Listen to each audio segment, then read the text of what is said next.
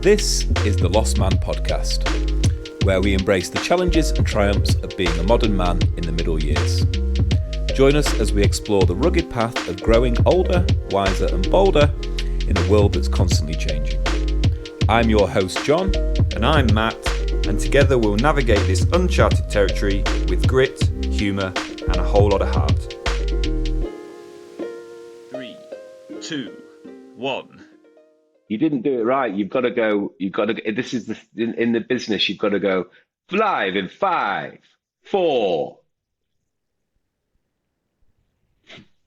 Good morning, Lost Man podcasters. Live and direct from our individual studios today. We're not in the workshop HQ. Matt's not far from it, probably about 2 meters from it. But we are, in our own spaces. And the reason why we've decided to quarantine ourselves in this way will become apparent when we start getting into the subject matter for today. We are on our, I think, first or second episode of the year 2024. It's the weekend of, God, I used to just know dates, the 20th of January. And we are going to be talking today about everybody's favourite virus, the cold virus. Flu. Is man flu a real thing? Is it something that needs the respect that it should? I think that is true. But also the different variations, how we manage ourselves when we have a cold. And it might seem like a random thing to have chosen to have as a headline subject. But the reason that we did this was because I actually woke up with probably one of the worst colds I think any humans ever had last weekend, which stopped us being able to do the podcast that we wanted to do. And we thought, well, let's do a podcast on that instead. So that's what we're going to do. As always, we've got a few little facts and a few little hints and tips, far be it from being sort of very scientifically proven. But we have done a little bit of research and we have got some pretty decent advice. But as always, if you want to go and dig into things a little bit deeper, then please do so. But this was a little bit of an impromptu episode. We did have our January positivity schedule, but we wanted to slot this one in just because it's hit you hard this week.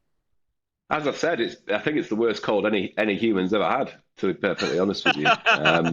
Exactly. I was reading things about the Spanish flu, and it's just nothing in comparison to what I had this week. But it's like, so we'll come on to those things in a minute. But I think, what I would say is that the one consistent thing that I'm hearing on how to prevent, how to combat, because there's so many weird and wonderful different little ways, and can you say wives' tales these days? Who knows? Non-specific, defined role tales. Yeah, exactly. On how to, get past a cold. But what I've found is that there's actually a really simple answer, and we'll crescendo to that point. But before we do, the question on the nation's lips, my mate Matt, how has your week been, dude?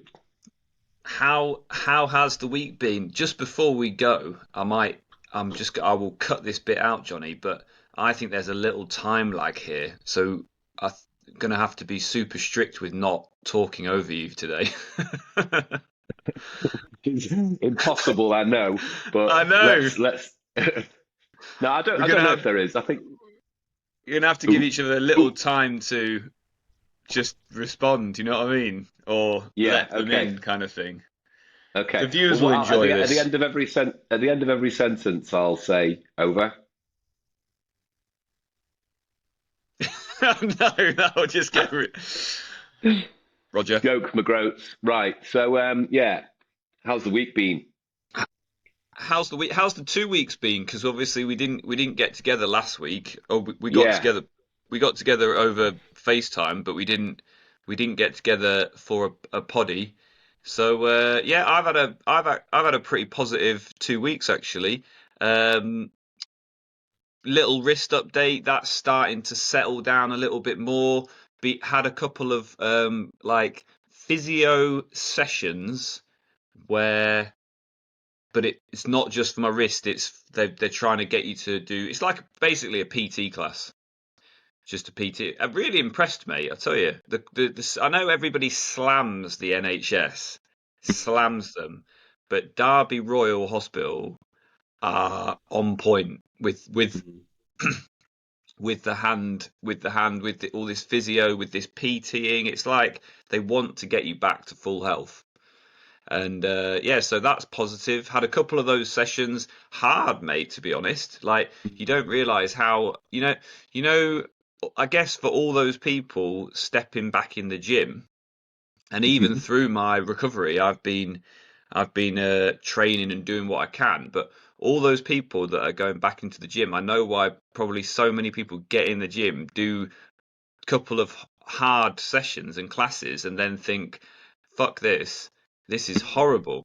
Like it's just I had some full body DOMs last in the week, and I think because I'm relatively in all right shape still, like they only lasted like a day or two. But when you've got like newbie DOMs and it's like a week of pain. So Yeah. yeah, so that's positive. Had a good session with that, and then had a nice back into Death Zone 1, aka the day job. Uh,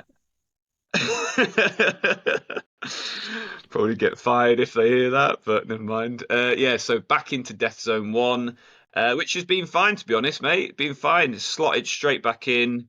No, wasn't stressed or worried about dropping in. Like having a bit of time off with an injury, sometimes you can get a bit, especially with teaching, because you're on show, you're kind of, I suppose you can feel a little bit anxious if you're returning to something like that, and are the kids just going to chew you up? You know what I mean? Like the subject I teach, we have lads. It's predominantly. In fact, I think I teach 3 or 4 girls across two, maybe more groups, maybe 4 groups. I think there's 3 or 4 girls, so 60, 80 kids.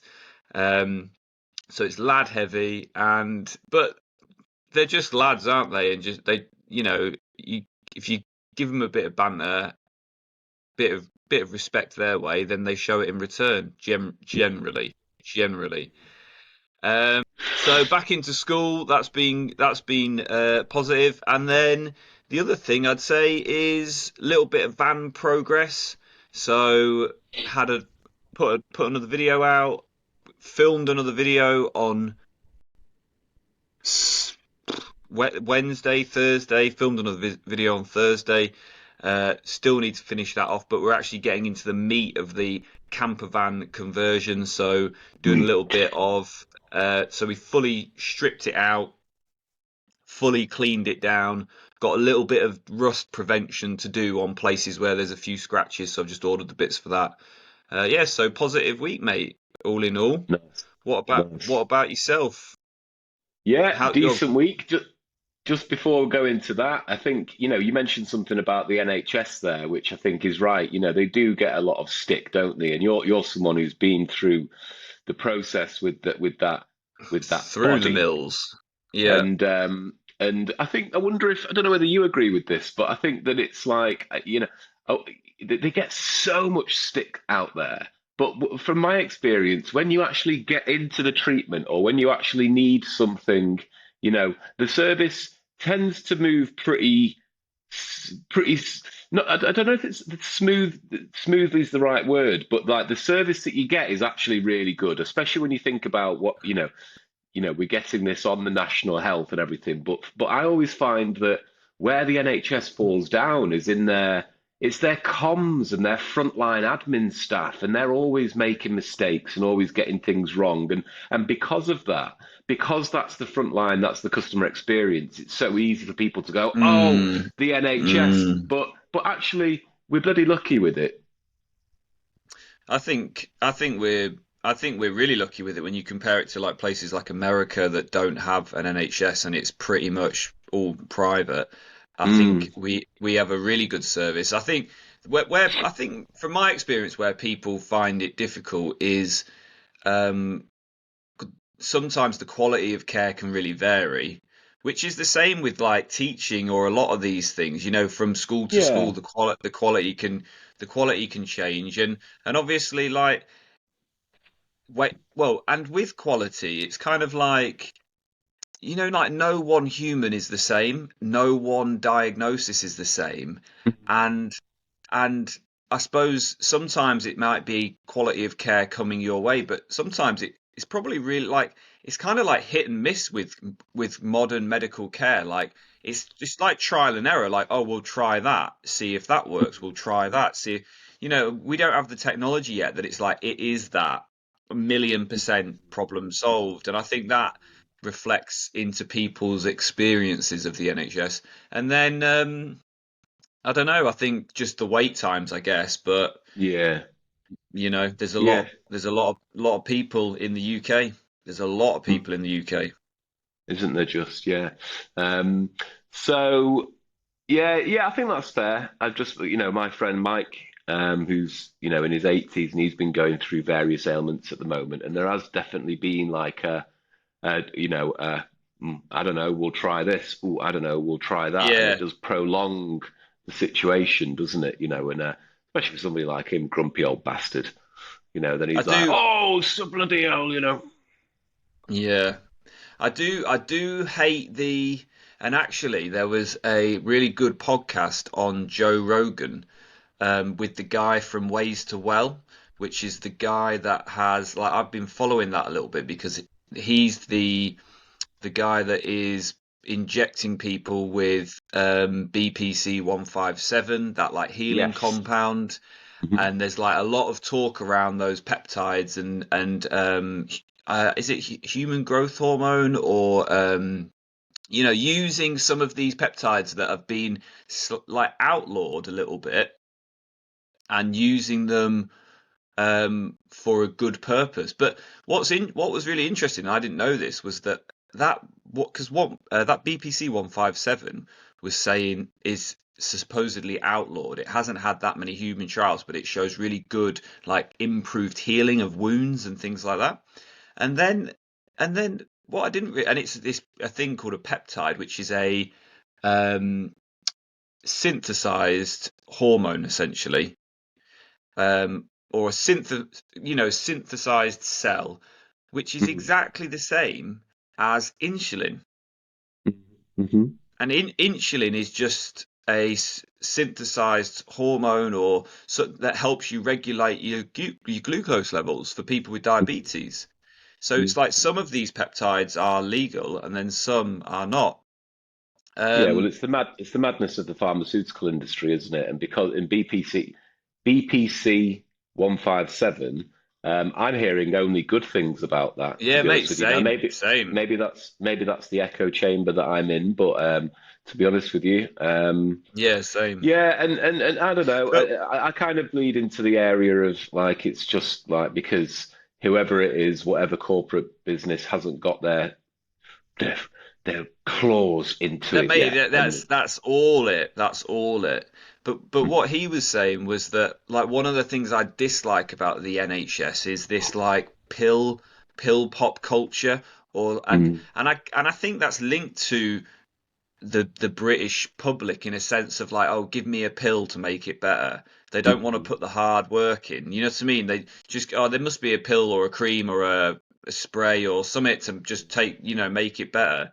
And he was saying on there that, quite often you go to the doctors and you describe your symptoms and they give you a pill or they give you something like that. Your GP, I think there's a weakness in the GP kind of area, and they only have 20 minutes and they've got to diagnose you, and then but it was like really what they should be doing is bringing you in and doing only a series of like 8 or 9 tests like bloods and other kind of basic tests that could really help to diagnose your problem. So like say someone goes in, this is what his example was, someone goes in with anxiety, they give you like a anti-anxiety drug basically, instead of doing some tests and looking at a few other factors and thinking like, is it lifestyle, is it right, you're actually we've done your bloods, you're actually deficient in this, that's causing you to feel like this, which is in turn linked with your lifestyle causing you to feel like this. It was just quite an interesting take on the health service. That's Way2Well. So yeah.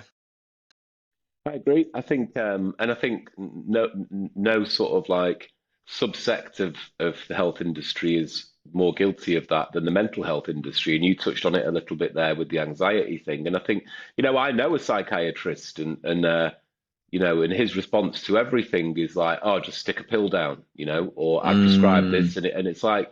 And I say to him, "Is that the right thing?" And he's like, "It makes things better, but it does." There's part of me, not with extreme cases, psychosis and these different kinds of things. As long as they're properly diagnosed, then obviously they definitely need treatment with that kind of thing. But yeah, I think it can get a little bit murky sometimes.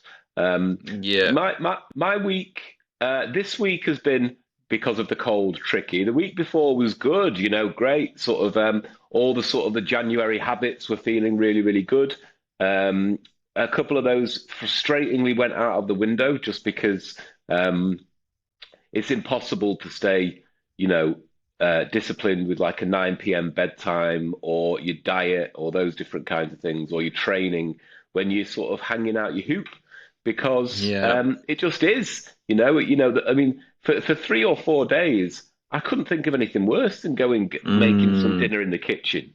And as sad as that sounds, it really does get like that, doesn't it? I mean, it's all you can do just to not like sort of create a sea of tissues around you at some point. Yeah, yeah, yeah. Cold. I find with cold and flus, like, sometimes you can just walk through them, can't you? Sometimes it's not a problem. Like, yeah, it's a bit annoying, and you might need to wind back on your training, or you might need to do this, or you might need to do that. And then other times, they can just come out of nowhere and just properly hit you in the face and floor you.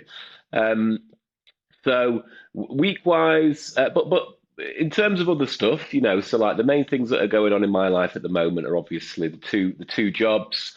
So the day job thing is good. It's like what I would say.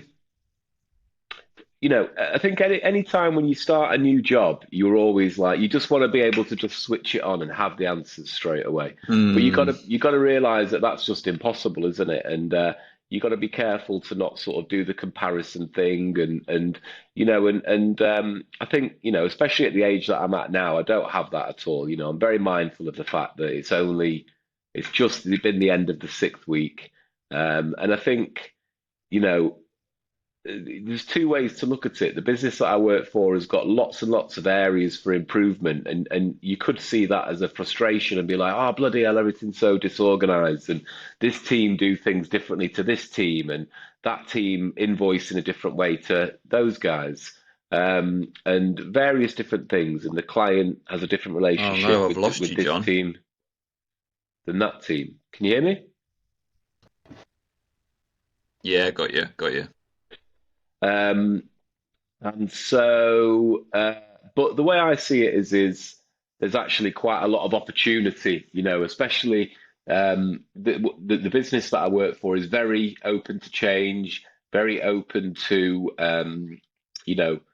refining their processes. So, yeah, from that point of view, it's just been a sort of a discovery week from a day job point of view, getting deeper and deeper under the skin. Things are starting to feel more like a reflex as opposed to a like, what do I do? And kind of like having to research or really think about things. And that's what happens, isn't it, with the initial stages of mastering anything. You just have to be a student again and sit back, and it's until that stuff starts embedding in your muscle memory or your brain memory, and you can just cook, your recall gets better and better and better every day. So that's been that. From a side hustle, the main side hustle, obviously the fashion thing. moving at a rate of knots now. So I think we've got 8 buys done with product being delivered in July. We have, I think 6 or 7 other buys confirmed coming up in the next few weeks. And we have a handful of brands that have said yes, and we're just waiting to get the time booked in. But it's great, I really can't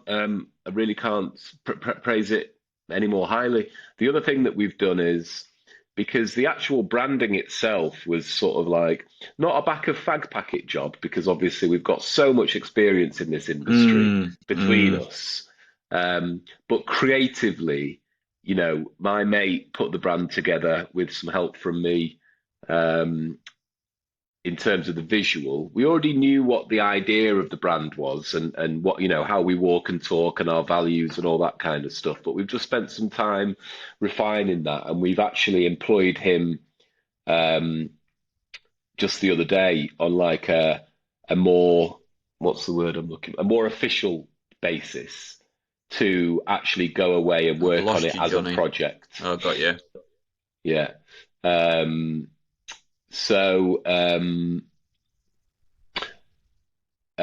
think if that happens, just let it go for a second rather than say I've lost you, because it'll kick back in. So we've just employed him on a more official basis to work on the project properly, and it was really cool actually, because sitting with the team and talking about that the other day, with Simon, as we were briefing him in to go away and sort of like evolve the brand, was a lot of times this happens, and that's why it's so important when you've got a cohort of people that are putting something together to sometimes just sit down and have a chat without an agenda. We come up with a lot of things that way, don't we? Like we'll just. I mean, I'd say the vast amount of our conversations are just sort of blowing around in the wind a little bit, and then something will come out and we'll follow a trail. And that's certainly the case with this. And it's been really interesting because, we've changed the brand from country attire to British attire. And we always knew that gave us more breadth in terms of, in terms of our brand positioning, because country, and I thought this when I worked for the brand, country was actually really limiting. Whereas with British, yes, it's about the rolling hills and the countryside and all that, but it's also very about a rebellious spirit and about like a very diverse attitude to style. And when you start to think about the two biggest influences that Britain has had on the world, well, it's fashion, and also the music industry. And when you think about and those two things kind of like work hand in hand in a really cool way. So what we're going to be able to do, I guess, an easy way to think about it is that whereas with country attire it was like, oh, teacups and quintessential and blah blah blah, and this is a lot more sort of like rock and roll and like Kate Moss on a motorbike and and that kind of stuff, and all that sort of thing. It's a little bit like Audrey Hepburn will always be cool, in that shot with the cigarette holder. That will always be iconic. It doesn't matter what decade. The Beatles shot in Liverpool. Yeah, exactly. All that kind of stuff, and it's like that's what British attire is. It's like always on cool, So that was wicked, and Simon, our designer, who's going to bring that to life for us, is perfect for that because he's Mr. Music. He's a musician first before he's an artist, and he'll be able to weave in that feeling. And it'll come down to everything, the way that we talk, like because the British have got like a sort of a dry, sarcastic, like taking the piss out of yourself style humour, and we'll be able to weave that in. Whereas with country attire, it was like we had to be a little bit more prim and proper, which was actually really restricting and boring. So that's where we've been.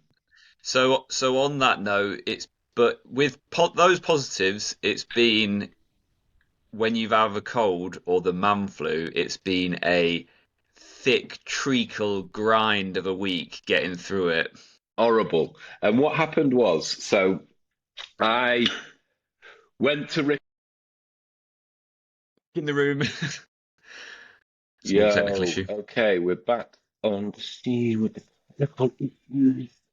Sorry about that. This is Lost man fan. We were lost men then for a minute in the world of the We were, internet. drifting around. Um, all kinds of issues connecting to the servers, messages popping up everywhere. But we, like the professionals we are focused on each other and you, the die-hard audience. We stuck with it. So I think I was talking about, I was going to just start talking about how I got the cold, which is, of course, the thrilling main topic of conversation for today, as if I haven't been talking about it enough.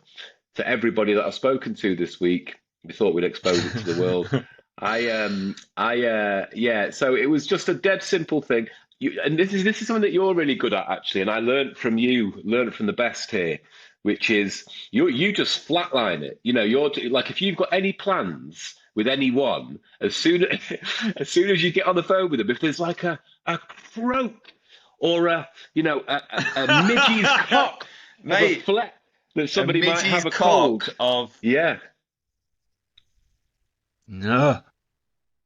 Yeah, Mate, so this is from teaching, and for years you know what I was like. I was just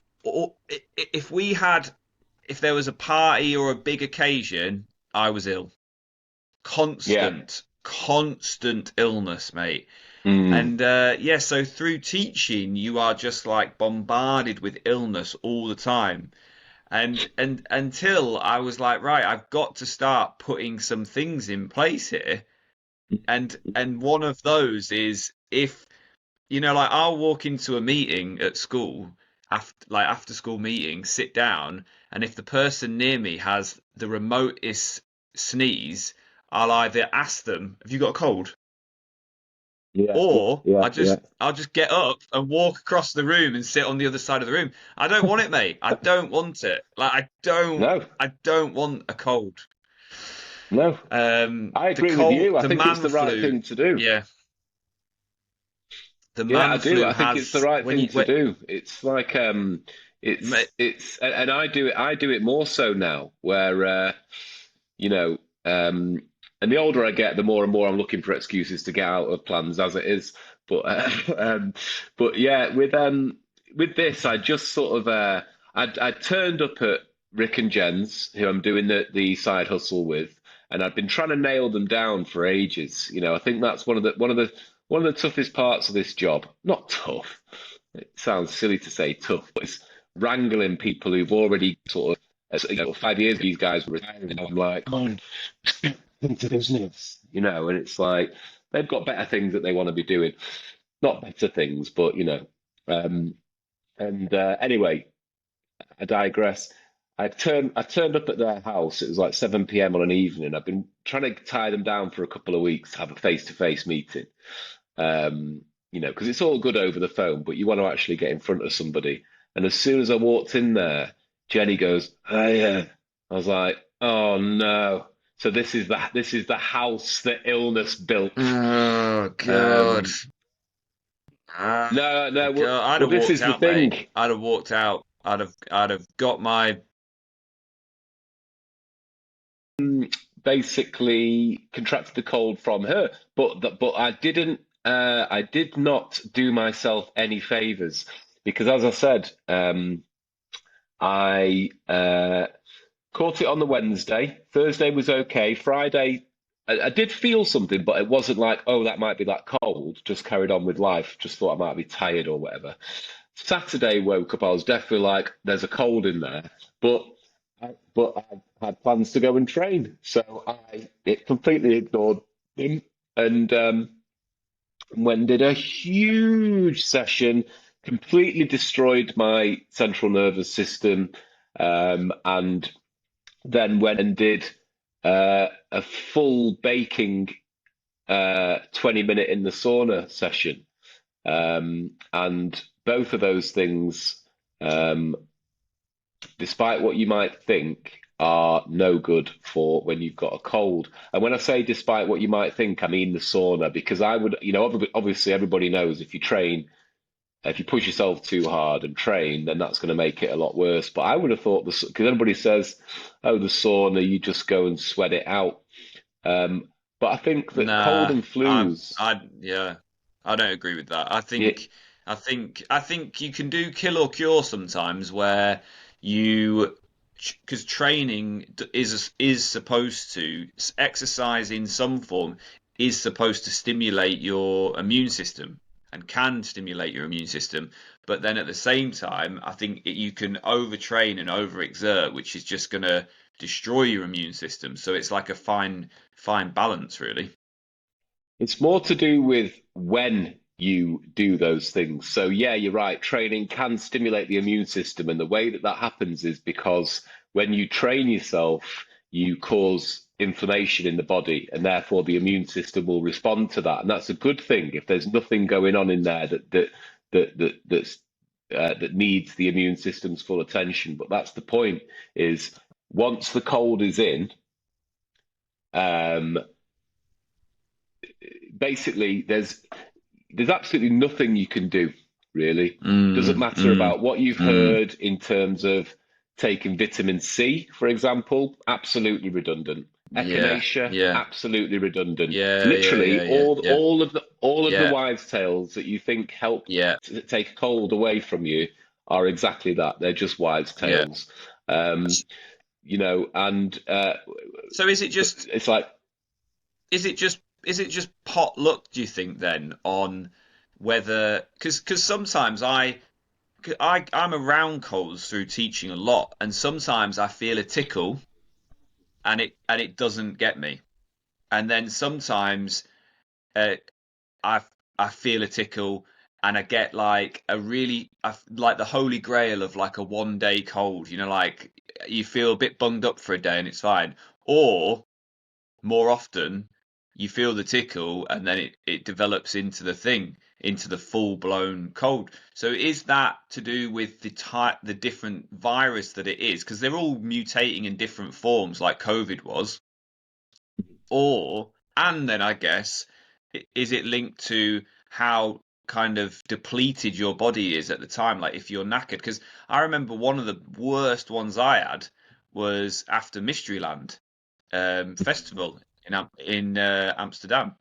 So I felt a tickle the day after that, after we'd been for a couple of days partying, and it hit me like a train. Like the day after I felt the tickle, the next day I was hanging out. yeah. Yeah, the rave flu is one of the worst out there, isn't it? I've been a victim of that one as well.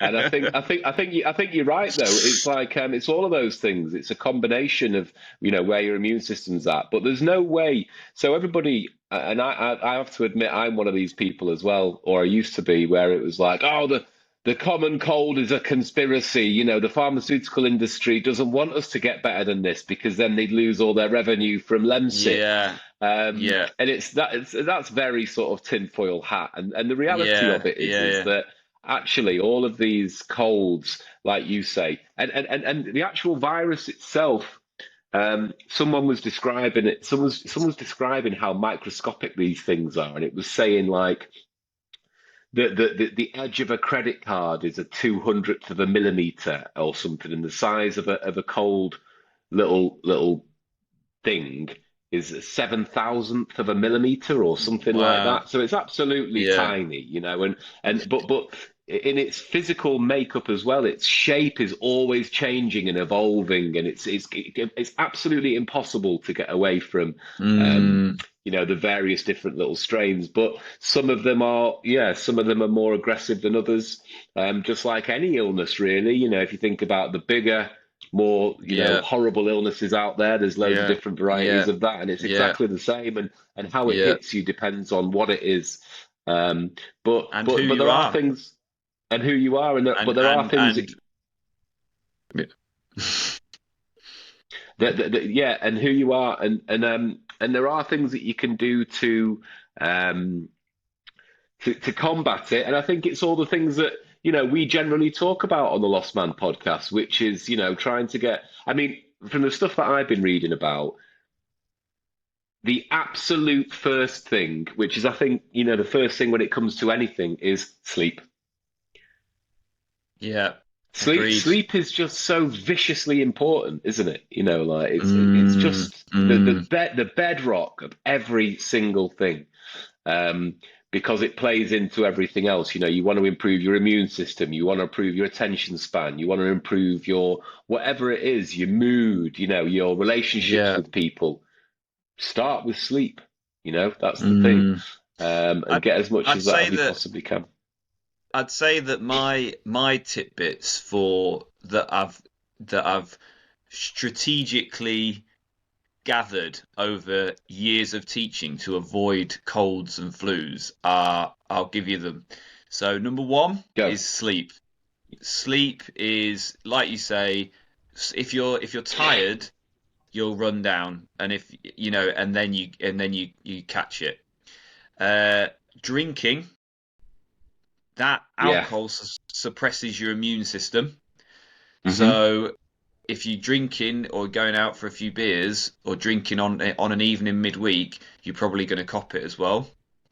My other one is just personal space. Like I said before, go away when you've got a cold. And like with kids in the classroom, mate, if I sense a sniffle, they'll be like, "Sir, will you help?" No, I won't come over to you. You're full of cold. Like, good effort for coming in, but not good because you're giving everybody a cold, and I will not come and stand near you.